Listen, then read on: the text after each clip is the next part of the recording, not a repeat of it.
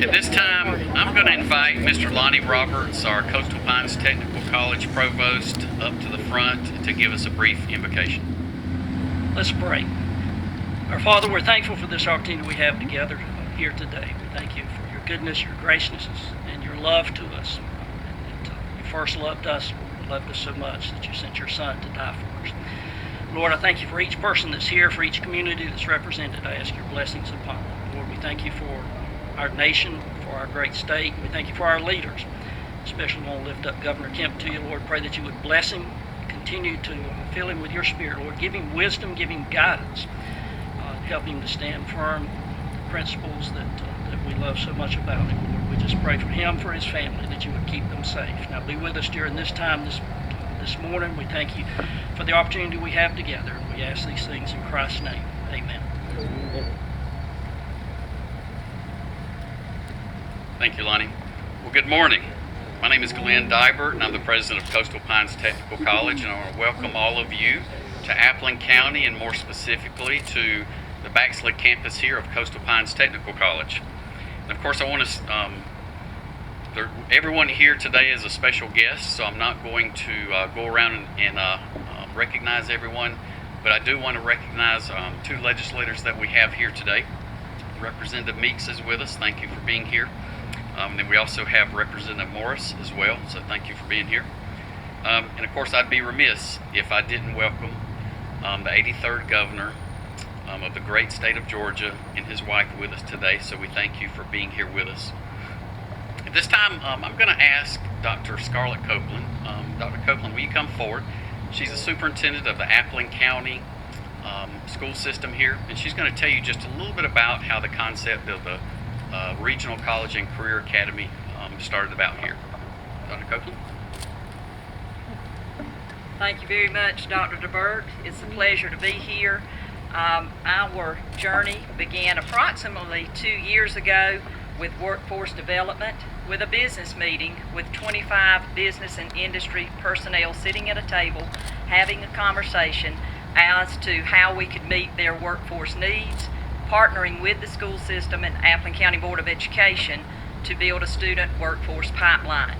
After that initial conversation, we began to reach out individually to these businesses and industries here in Appling County, and those included RB Pump, Plant Hatch, Woody Folsom Automotive, Beasley Timber, Dixie, Builders Construction, Lauder, Interfor, and many other partners that we have sat at the table with to seek specific input on what we needed to do to meet their workforce needs. As we had that conversation, we had a second conversation with the Superintendent Student Advisory Council and posed the question, how many of you are interested in coming back to your hometown in Appling County to return to work after high school graduation or college graduation? We were astonished when only 3 students raised their hand initially to say they wanted to come back. But when we probed deeper, we discovered that it was not for lack of desire to return to Appling County. It was indeed they didn't think the opportunities for careers were available right here in their hometown. So we went to work with Appling County High School. They did an instrumental job in rolling out other opportunities to expose our students to workforce opportunities as well. That included career fairs, tours of business and industry right here in Appling County, job shadowing, also making PBNs or public broadcasting networks with our students to take back to the approximate 900 students at our high school to build those partnerships. We could not have done this without the great work of Dr. DeBert and Coastal Pines sitting as a strong partner at the table with the Appling County school system, business, industry, and again, Coastal Pines. We did apply at that time for a College and Career Academy grant. We did have the opportunity to travel to Atlanta. They liked our program, but we were not selected at that time. They highly encouraged us to come back and further look at what we could do to increase opportunities and be looked at. So we did come back and we had a conversation with 5 counties included, and all of those representatives from each of the counties are here today. That is Wayne County, Jeff Davis, Bacon, Pierce, and Appling, to make it a 5-county regional college and career academy. We thought it was a novel idea. along with the economic developers and superintendents from those 5 counties, along with Southeast Coastal Partners as a regional developer, looking at opportunities for us. As we approach this, we are extremely pleased that Governor Kemp took an interest in this project. He has a true love for college and career academies, and for us to highlight and land one in southeast rural Georgia is a novel concept. So we're very appreciative to our governor for taking a look at that, and indeed we were awarded $3 million to build the programs here on the Coastal Pines where you stand today. In looking at that, we then moved forward to looking at a comprehensive needs assessment that was conducted in all 5 counties with the partners at the table again to seek business and industry needs so we could indeed build a highly educated 21st century workforce in our students. So it's a great partnership. Also, we want to highlight Senator Blake Tillery. He was instrumental when we were a single regional CCA application. Throughout the regional application, his work has been phenomenal. Also, Stephen Meeks, that I saw just a few minutes ago, there he is. He's a wonderful partner as a representative. I cannot say enough about him, and sitting with us to talk through these conversations at the table through Southeast Coastal Partners as well, and our regional development economic developers. He's been phenomenal, as well as Representative Greg Morris, who is here as well. And we just appreciate very much having this opportunity. Now we're going to call on Dr. DeBert to go over the comprehensive needs assessment and the programs that have now developed from all of those industries and what will be housed here at Coastal Pines. Dr. DeBert. Thank you, Dr. Copeland. Once we knew that the Regional College and Career Academy was moving from concept to brick and mortar, we quickly turned to our business and industry partners, surveyed them, did a comprehensive community needs assessment, and we called on their chambers, since they have all the business and industry connections in all of our counties, to assist us with that survey. What you're going to see on the boards up here today is the result from that assessment and from that needs assessment, and I'll start over this way. The number one need that our business and industry in our 5 counties identified was industrial systems technology. And on the boards you can see some of the diplomas and the certificate programs that fall under that. Now these boards only have a few programs. We are able to offer a more comprehensive list of programs in that program area. Second was the construction trades, carpenters, brick masons, plumbers, electricians, right on down the line. The entire residential and commercial building industry is in need of workers, so that was number 2 identified on the list. You look to my left and to your right, welding and joining technology. Another program identified was electrical construction.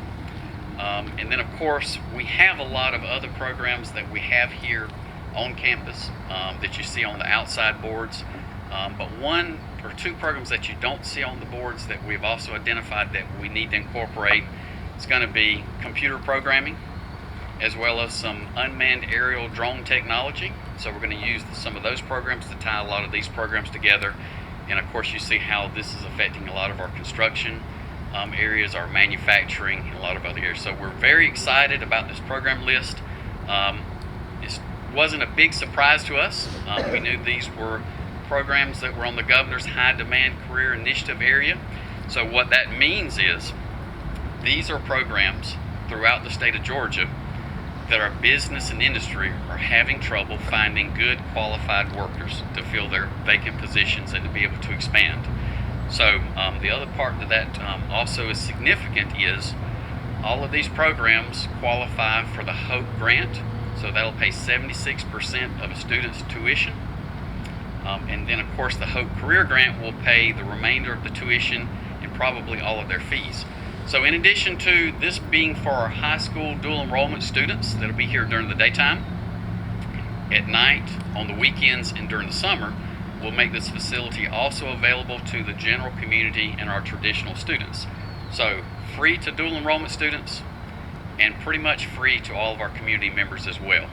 So again, we're very excited about this program list, and I personally, and I think I can speak on behalf of everyone here, I want to say thank you to Governor Kemp Thank you for supporting rural Southeast Georgia or rural Georgia in general. Thank you for supporting our high school dual enrollment students with this facility. And thank you for providing a skilled workforce for our business and industry. I know all of our groups are appreciative, and this is going to have a huge impact on all of our local community here.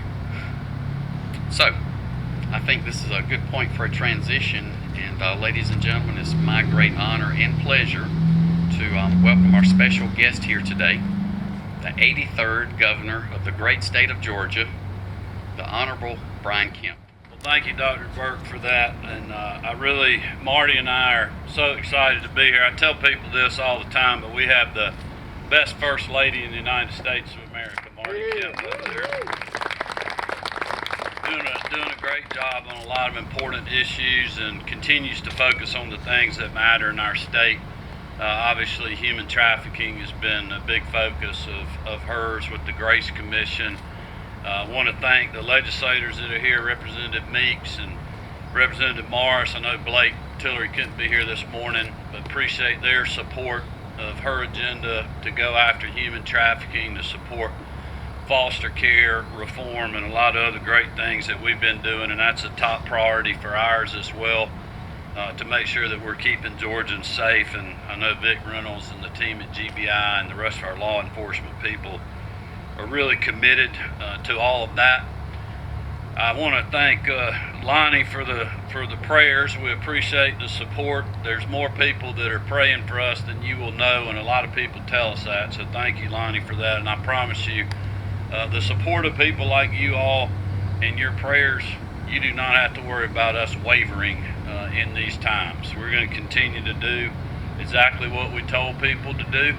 I know many of this crowd, when I was running, the reason you supported me is because you knew I was going to do what I said I was going to do, and I was fed up, quite honestly, with a lot of political leaders that would say one thing when they're campaigning and do something completely different or do nothing at all when they got into office. And I just appreciate you all's support. I'm very excited to be here this morning with old friends like Dale Atkins and Sidney Wiles, many of the local elected officials that are here, certainly the folks with Coastal Pines Technical College, and also Dr. Copeland with the school system. I know we have at least one school board member that's here. We appreciate y'all's support and what you do every day. I'm so excited that you're back open, school's in session, and people are trying to get back to what is a different but new normal that we're living in right now. And I just appreciate the community support really from a wide area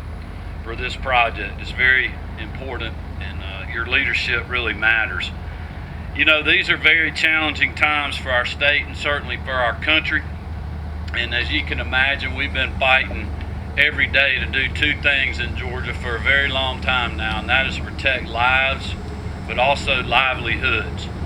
And at the start of this year, I know all of us can think back and really just not even imagine where we are today versus where we were then. When you look at record low unemployment, our job growth was incredibly strong, best economy I've ever seen in our state and in our country. Our businesses were thriving. We were fresh off a very historic 2019, earning the #1 state for business for the 7th year in a row.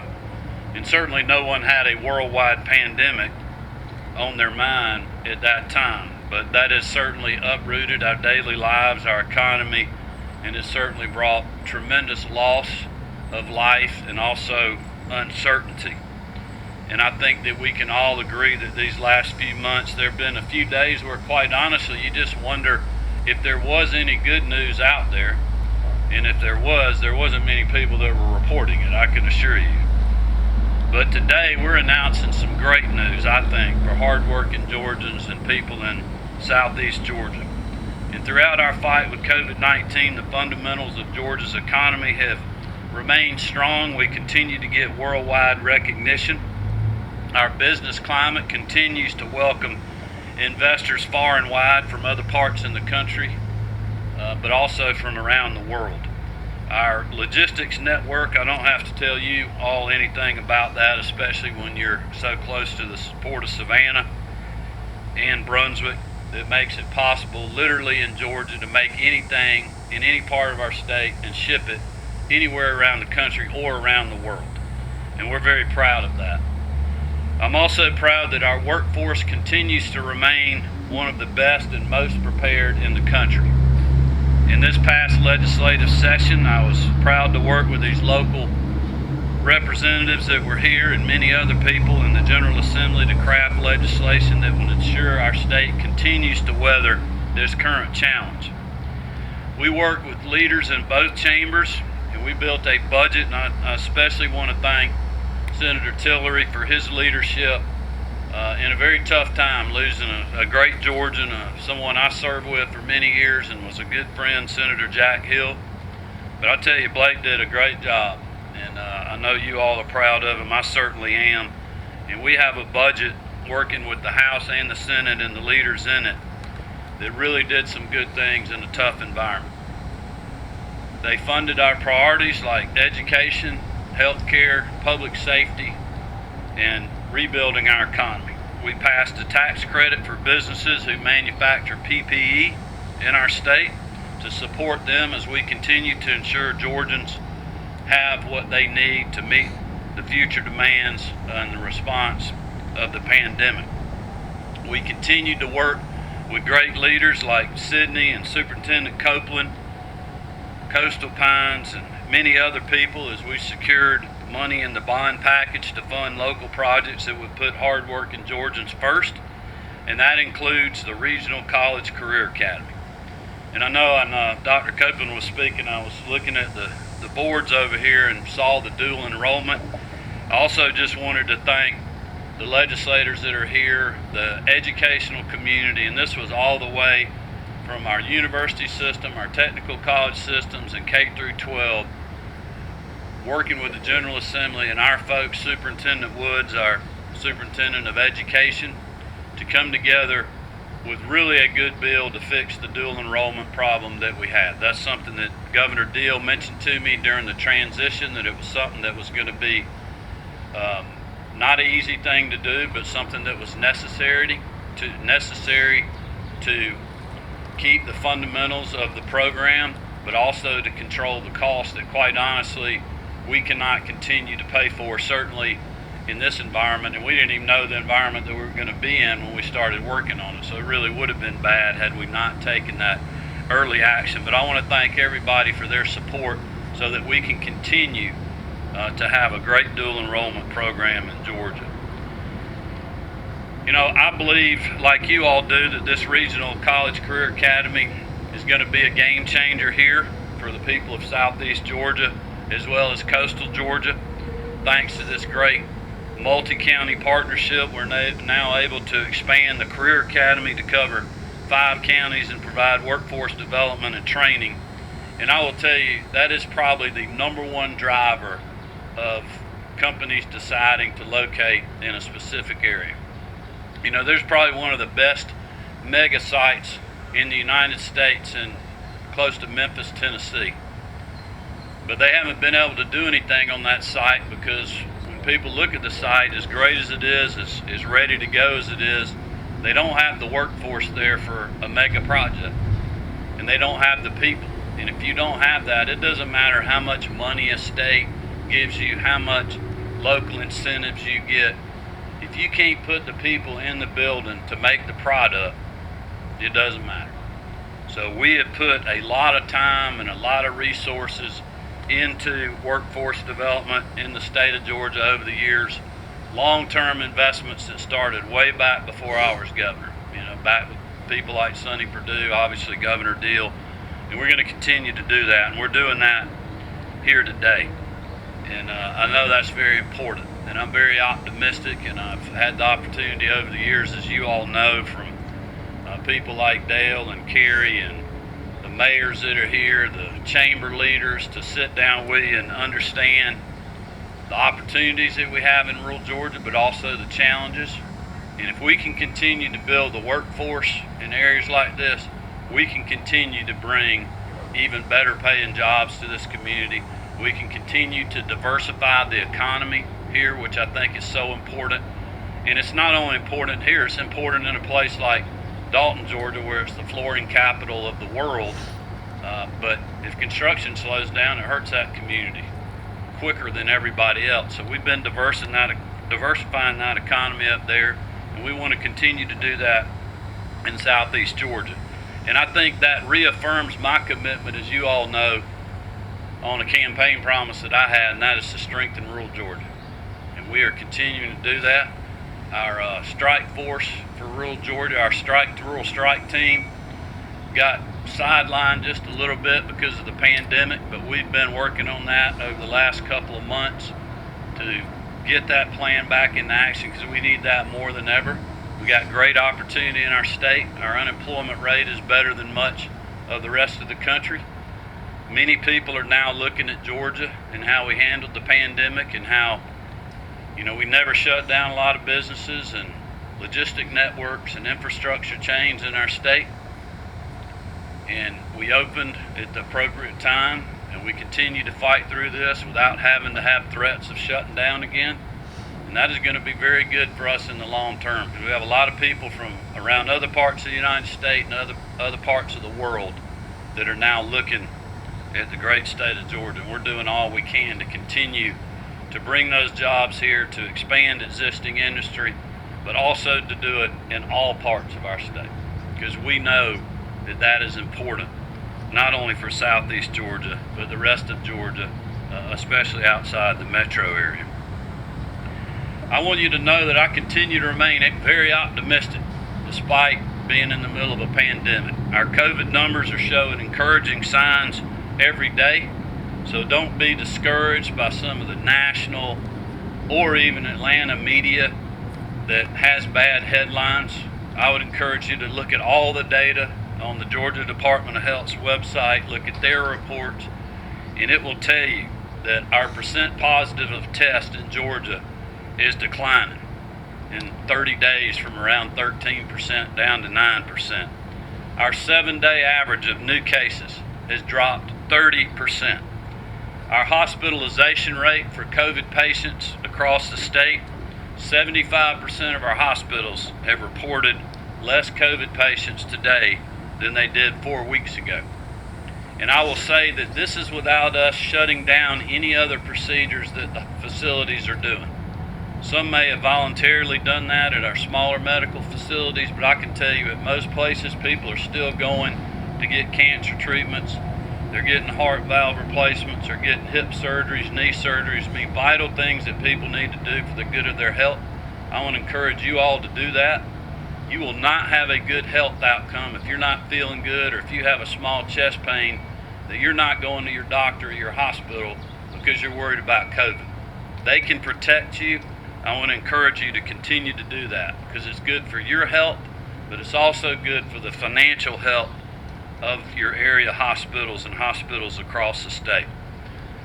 But as well as the signs are, we cannot take our foot off the gas. We've got to continue to double down. I did a video yesterday that I hope you all will share, or feel free to plagiarize that and put that out on your own social media, elected officials, chamber, anyone else, asking people to do 4 things for fall: to protect your family, to protect your faith community, to protect us the ability to have high school and college football this fall.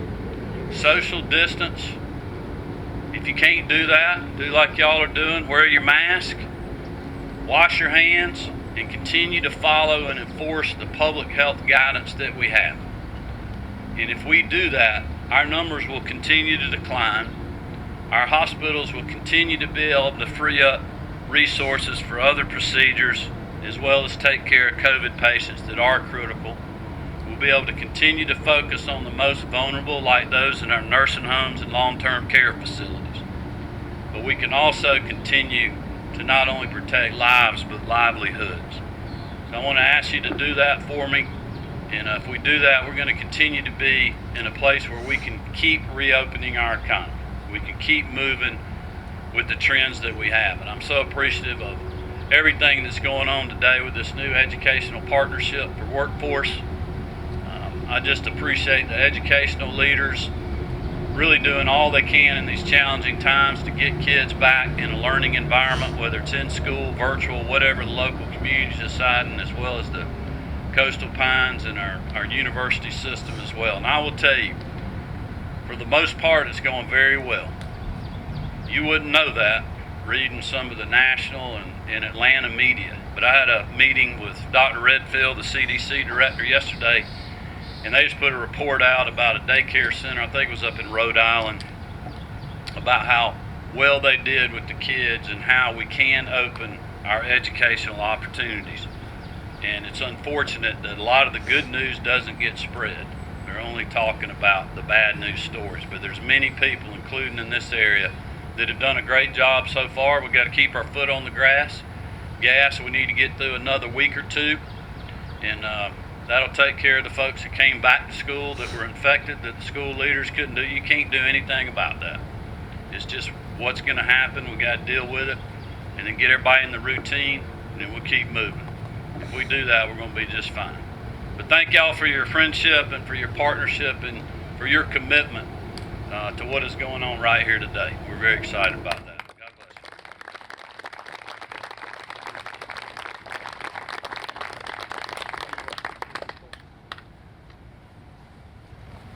Thank you, Governor Kemp, for being with us today and taking time out of your busy schedule to be with us here in Appling County. We appreciate everything you're doing in the state of Georgia, but we especially appreciate everything you're doing for rural Georgia.